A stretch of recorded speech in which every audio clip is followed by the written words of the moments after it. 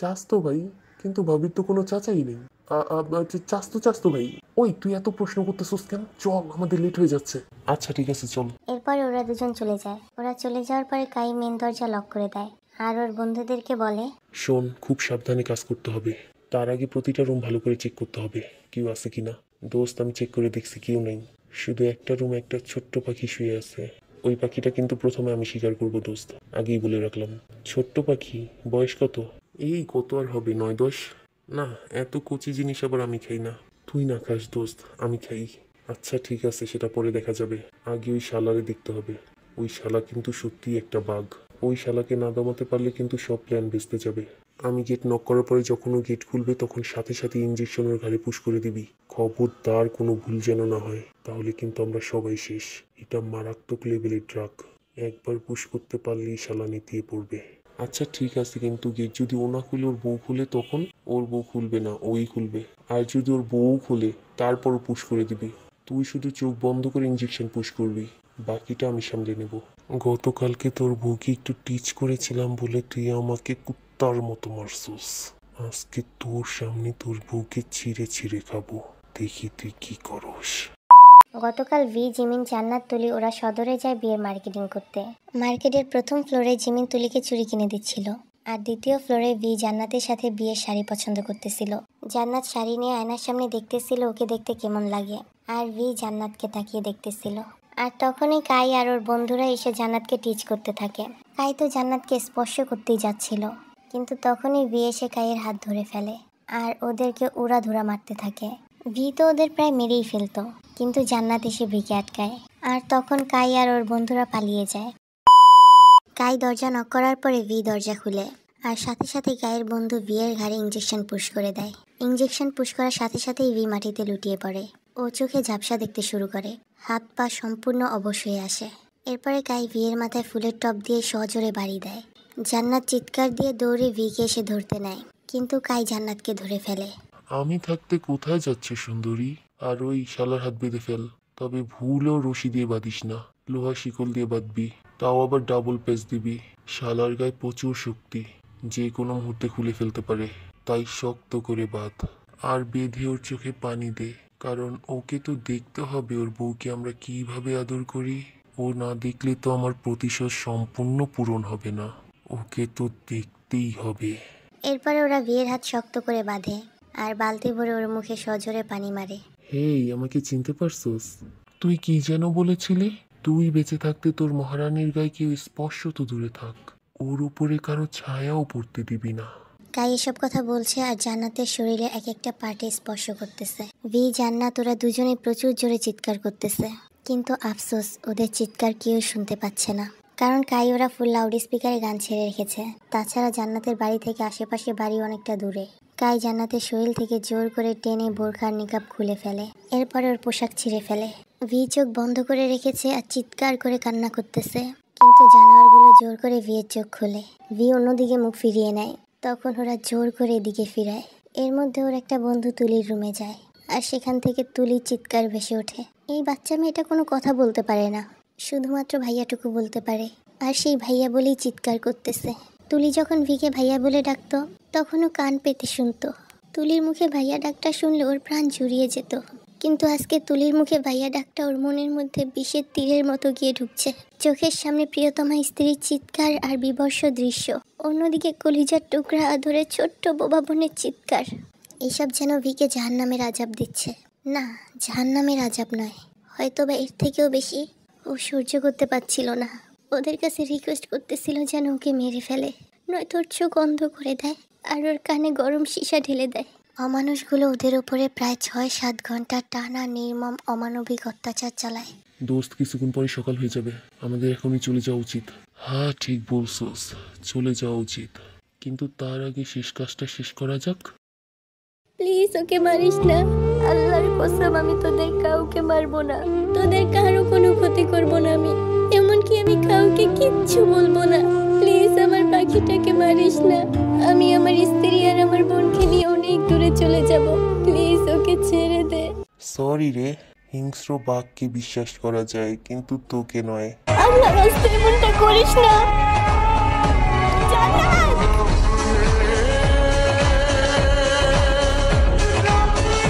এরপরে ওরা বিয়ের হাত খুলে দিয়ে চলে যায়, কিন্তু চলে যাওয়ার আগে ওরা গ্যাস সিলিন্ডার আর ওভেন অন করে দিয়ে যায়। বিয়ের হাত খুলে দেওয়ার সাথে সাথে বি দৌড়ে জান্নাতের কাছে যায়। ও ওর পরনের লুঙ্গি দিয়ে জান্নাতের শরীর ঢেকে দেয় আর জান্নাতকে শক্ত করে ওর বুকের মধ্যে জড়িয়ে ধরে। জান্নাতের চেহারা রক্ত দিয়ে সম্পূর্ণ মেখে যায়।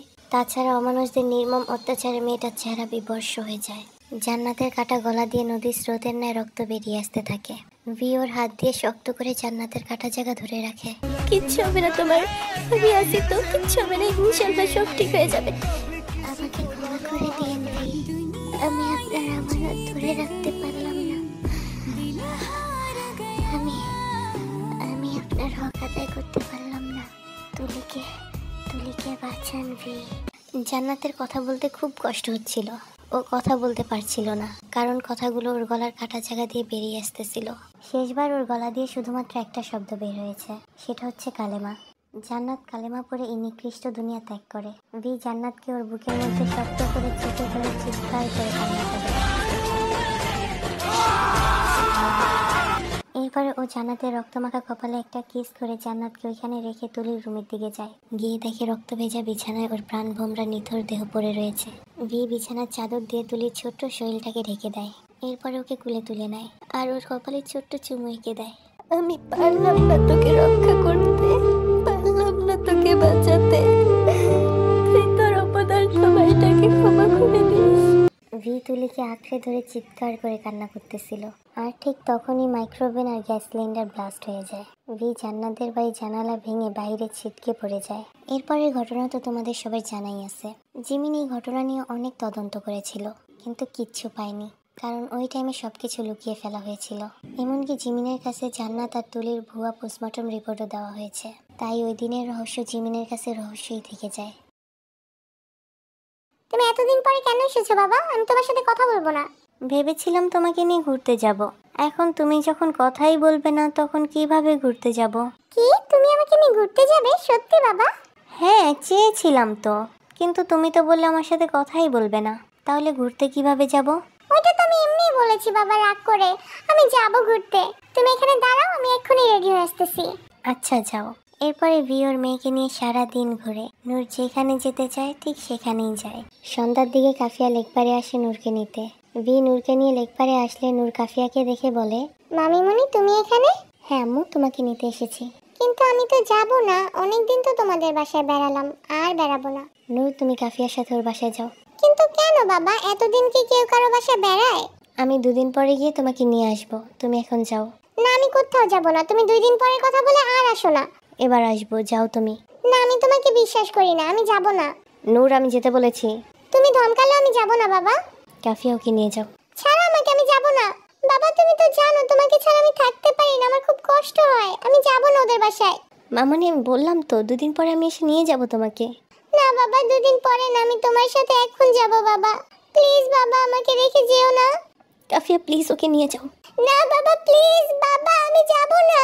মামিমণি ছাড়ো আমাকে, আমি যাব না আমার বাবাকে রেখে। কাফিয়া নূরকে জোর করে নিয়ে যায়। নূর চিৎকার করে কান্না করতে থাকে আর ভিকে বাবা বাবা বলে ডাকতে থাকে। কষ্টে বিয়ের হৃৎপিণ্ড যেন ফেটে যাচ্ছে।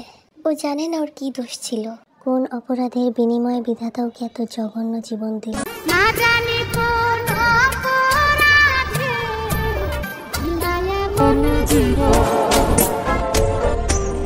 আমার পুরাইতে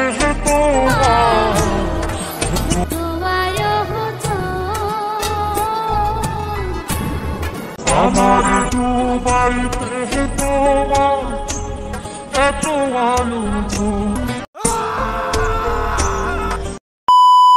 কাফিয়াকে অনুসরণ করে জিমিন ভিকে পেয়ে যায় আর ভিকে দেখা মাত্রই ওকে তাড়া করতে থাকে।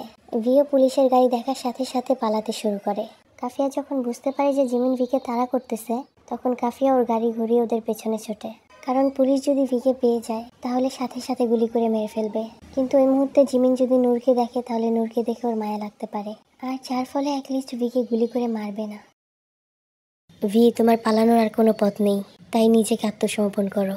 সারেন্ডার করা হলে আমি অনেক আগেই করতাম, এটা ভিয়ের দ্বারা সম্ভব নয়।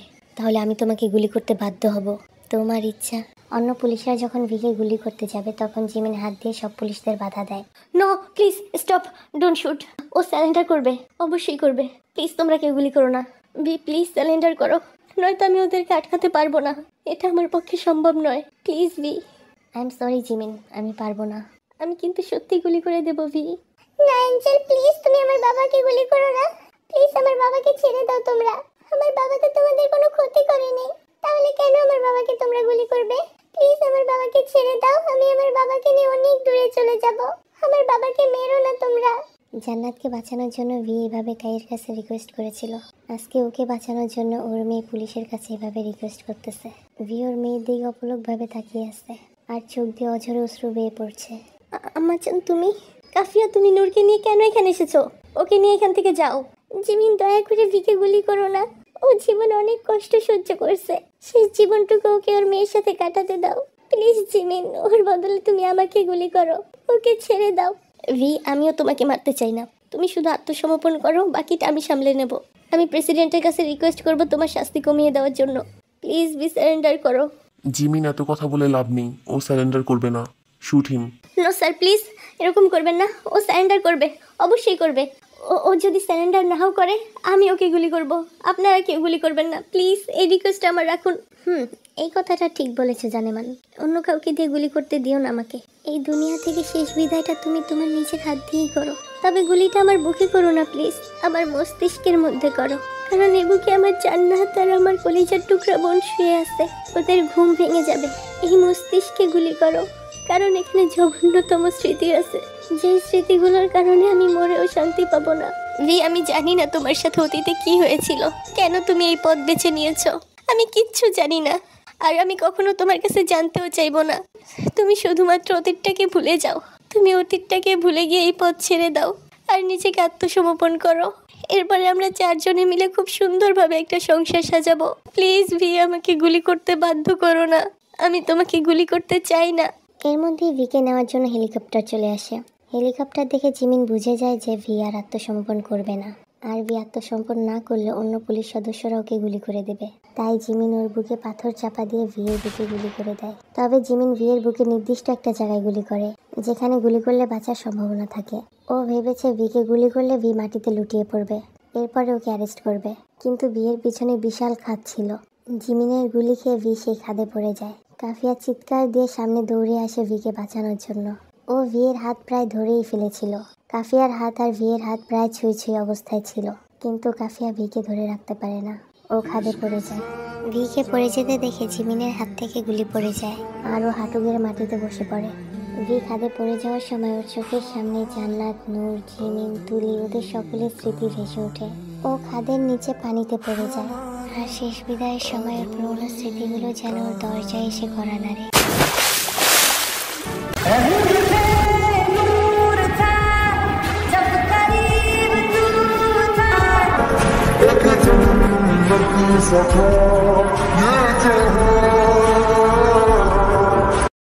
জিমিন, কাফিয়া ওরা দুজনেই চিৎকার করে কান্না করতেছে। এর মধ্যে কাফিয়া পিছনে ঘুরে তাকিয়ে দেখে নূর কান্না করছে না, নড়ছেও না, এমনকি ওর চোখের পাতাও পড়ছে না, যেন প্রাণহীন একটা ছোট্ট দেহ। কাফিয়া দৌড় দিয়ে নূরের কাছে আসে। হে নূর, জিমিন, নূরের কি হয়েছে? কাফিয়ার ডাক শুনে জিমিনের হুঁশ ফেরে। ও ওদের দিকে তাকিয়ে নূরকে দেখে চমকে যায়। আম্মাজান, আম্মাজান কি হয়েছে তোমার? আমার সাথে কথা বলো, তোমার অ্যাঞ্জেলের সাথে কথা বলবে না? কথা বলো তোমরা প্লিজ, কেউ অ্যাম্বুলেন্স ডাকো। এই 6 বছরে অনেক কিছুরই পরিবর্তন হয়েছে। জিমিন, কাফিয়া একটা ফুটফুটে পুত্র সন্তানের বাবা মা হয়েছে। হারকিউলিসকে মারার জন্য জিমিন প্রমোশন পেয়েছে।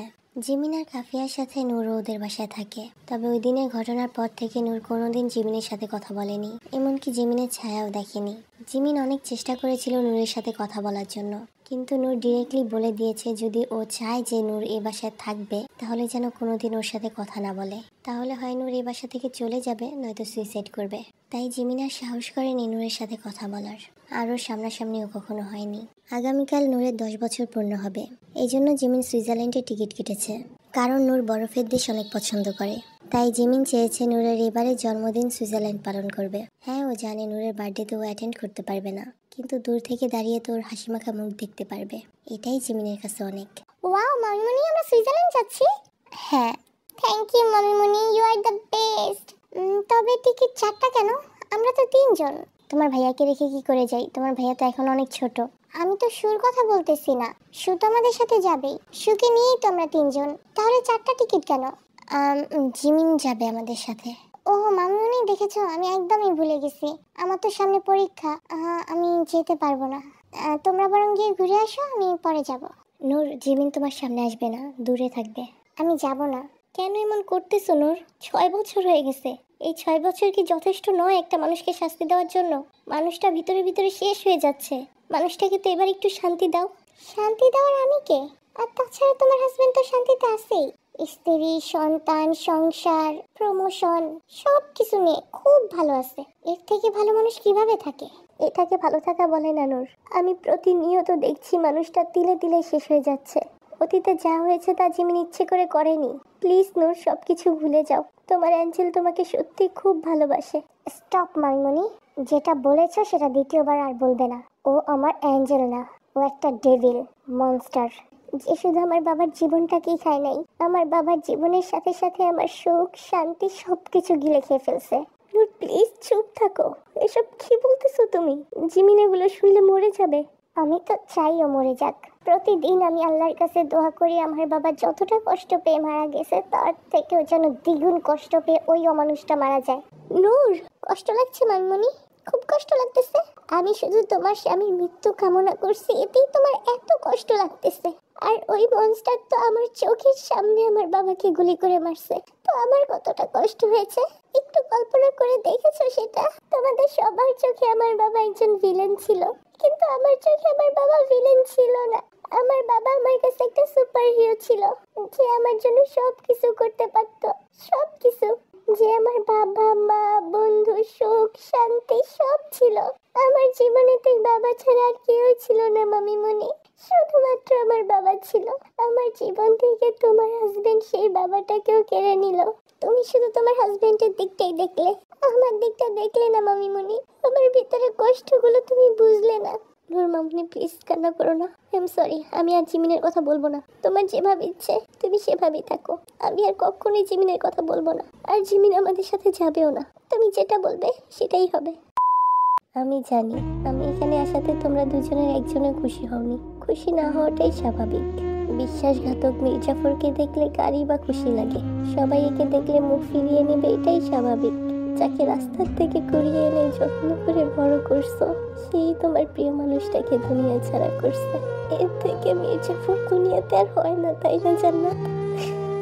আমাকে দেখে তোমাদের দুজনের খুব ঘৃণা হচ্ছে, কিন্তু আমি কি করব বলো? নিজের কষ্টগুলো না আমি তোমাদের ছাড়া কারোর সামনে প্রকাশ করতে পারি না। তাছাড়া ওদের সাথে যাওয়ার জন্য ছুটি নিয়েছিলাম, ওদের সাথে তো যাওয়া হয়নি। আর বাসার একা একা থাকতে পারছিলাম না, দম বন্ধ হয়ে আসতেছিল, তাই তোমাদের কাছে চলে আসছি। নূর বারান্দায় দাঁড়িয়ে দূর আকাশে তারার দিকে তাকিয়ে রয়েছে, আর ওর চোখ দিয়ে নোনা জল বেয়ে পড়ছে। বাবা জানো, আমার বান্ধবীরা বলে যারা নাকি মারা যায় তারা ওই দূর আকাশের তারা হয়ে যায়। যখন তাদের খুব বেশি মনে পড়ে তখন নাকি ওই তারার দিকে তাকিয়ে ডাকতে চলে আসে। আমি কত ডাকলাম বাবা তোমাকে, কিন্তু তুমি তো আসলে না বাবা। কতদিন হলো তোমাকে দেখি না, তোমার হাতের রান্না খাই না, তোমার মুখে মামুনি ডাকটা শুনি না। কেউ আর বলে না আমার মামুনি বেস্ট মামুনি। বাবা, ও বাবা, ফিরে আসো না একবার, একবার এসে বলো না মাই মামুনি is the best Mamuni in the world. একবার বলো না গো বাবা, আমার খুব কষ্ট হয় তোমাকে ছেড়ে থাকতে, খুব কষ্ট হয়। নূর এসব কথা বলছিল আর আকাশের দিকে তাকিয়ে কান্না করতেছিল।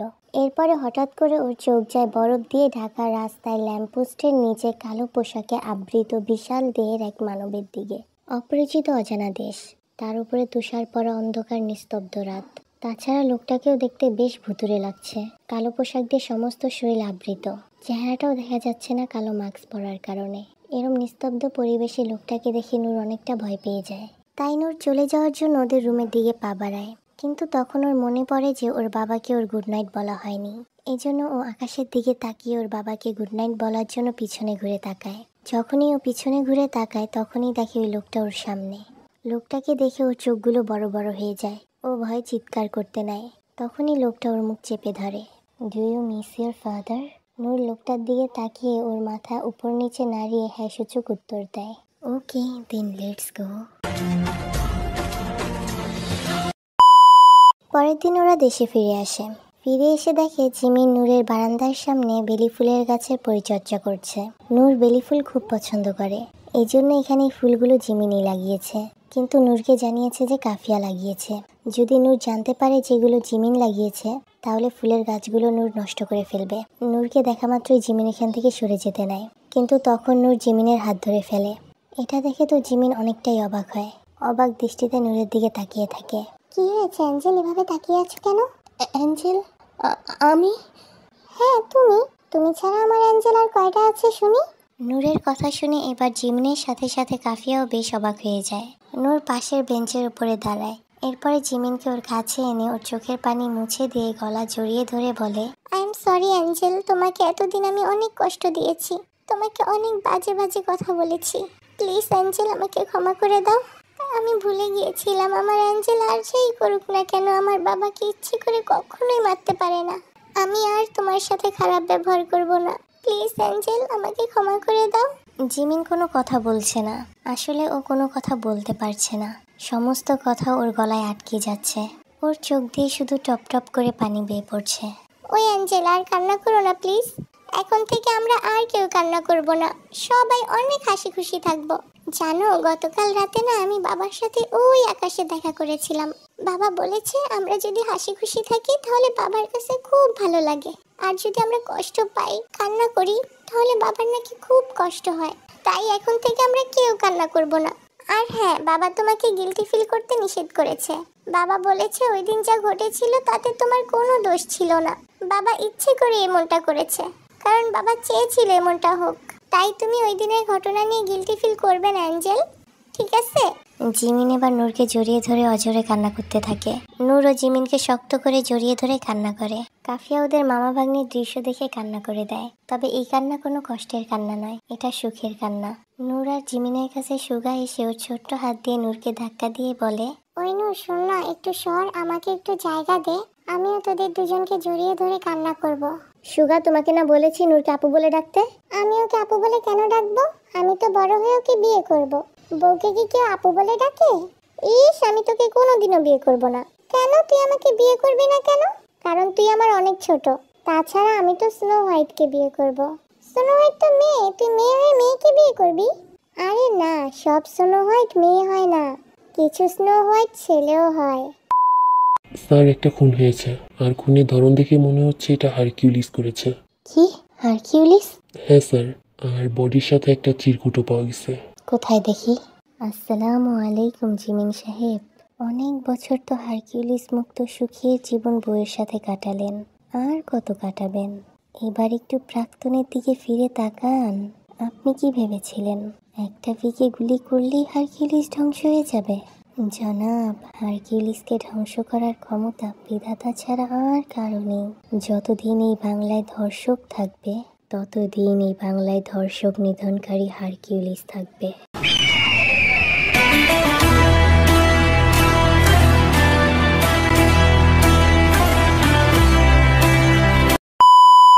আমি জানি না তোমাদের কাছে গল্পটা কেমন লেগেছে, তবে আমি এটা ভালো করেই জানি হারকিউলিস গল্পের এই পর্ব দেখে তোমাদের কাছে অনেকটাই খারাপ লেগেছে, বিশেষ করে অতীতে জান্নাত আর তুলির সাথে ঘটে যাওয়া ঘটনা শুনে। সত্যি বলতে ওই সময়টা আমার কাছেও খুব খারাপ লেগেছিল। আমি ভয়েস দিতে পারছিলাম না, প্রত্যেকটা কথা যেন গলার মধ্যে আটকে যাচ্ছিল। তোমরা অনেকেই জানো যে কয়েক মাস আগে বাংলাদেশে আসিয়ার সাথে এরকম নিকৃষ্টতম একটা ঘটনা ঘটেছিল। আমি মূলত ওই ঘটনার উপর ভিত্তি করেই একটা গল্প বানিয়েছিলাম। ভেবেছিলাম 1 শট কিংবা 2 শট দেব, পরে ভাবতে ভাবতে এত বড় হয়ে গেছে। তাছাড়া আমি আমার গল্পে যে হারকিউলিসের চরিত্র ফুটিয়ে তুলেছি, এরকম সেম একটা চরিত্র বাংলাদেশেও আছে, যিনি বাংলাদেশের সত্যিকারের হিরো। তবে আবার তোমরা ভেবো না যে আমার গল্পের হারকিউলিসের কাহিনী আর বাংলাদেশের হারকিউলিসের কাহিনী সেম টু সেম। আমার গল্পটা সম্পূর্ণই কাল্পনিক, এখানে বাস্তব কাহিনীর সাথে কোনো মিল নেই। তবে হ্যাঁ, আমার গল্পে বাস্তবতাকে ফুটিয়ে তোলা হয়েছে, বাস্তবের সাথে মিল রেখে তারপরে এই গল্প বানিয়েছি। তোমরা যারা যারা বাংলাদেশের হারকিউলিস সম্পর্কে জানতে চাও, তারা ইউটিউবে বাংলাদেশের হারকিউলিসের কাহিনী লিখে সার্চ দিতে পারো, তাহলেই জেনে যাবে। পরিশেষে একটা কথাই বলবো, তোমরা মেয়েরা সাবধানে থাকবে, ঘরে বাইরে 2 জায়গাতেই, কারণ মেয়েরা কোথাও নিরাপদ নয়। শুধু গল্পে নয়, মেয়েদের সাথে এমন নিকৃষ্টতম ঘটনা বাস্তবেও ঘটে, এমনকি এর থেকেও জঘন্যভাবে ঘটে। তাই আমার কলিজার টুকরা জানেমান, তোমরা একটু সাবধানে থাকবে, আর বুকের মধ্যে সাহস রাখবে। অন্যায়ভাবে মরতে নয়, মারতে শিখবে। যাই হোক, অনেক কথা বলে ফেলেছি, আর বলবো না। গল্পটা যদি তোমাদের ভালো লেগে থাকে তাহলে লাইক কমেন্ট শেয়ার তোমাদের দায়িত্বে করে নিবে, কারণ গল্প দেওয়াটা আমার দায়িত্ব আর লাইক কমেন্ট শেয়ার করা এটা তোমাদের দায়িত্ব। আর হ্যাঁ, পরবর্তী গল্প নিয়ে খুব শীঘ্রই ফিরবো ইনশাআল্লাহ। ততদিন আল্লাহর রহমতে ভালো থেকো, সুস্থ থেকো, ফি আমানিল্লাহ।